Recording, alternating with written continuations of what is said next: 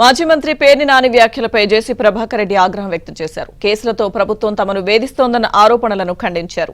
నాని మంత్రిగా ఉన్నప్పుడు ఇంట్లో ఆడవాళ్లు గుర్తుకు రాలేదా అని ప్రశ్నించారు.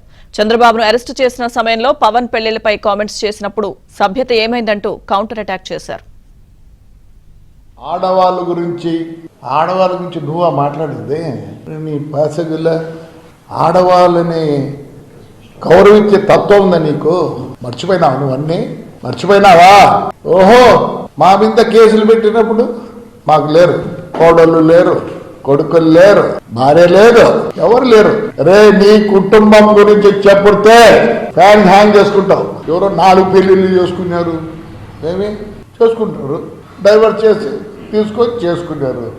నా మీద నువ్వు కేసులు పెట్టేసియో మొత్తం నా భార్య, నా కోడళ్ళు, నా కొడుకు నా మీద ఆ బుద్ధి కనపడలేదురా? మేమంతా ఎట్టికి పుట్టినామా? దర్పేసిన ఇలా యాటికి రా మాటలు,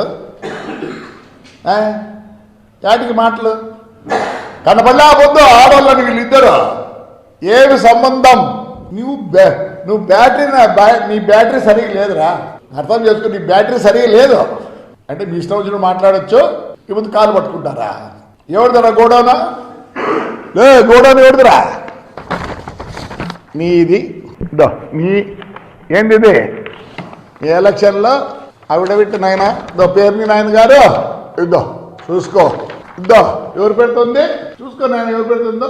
జయసుధా ఏంటలా కన్నీళ్ళు పెడతావు? నీకేనా పిల్లలు ఉండేది? ఆడవాళ్ళు అంటారు.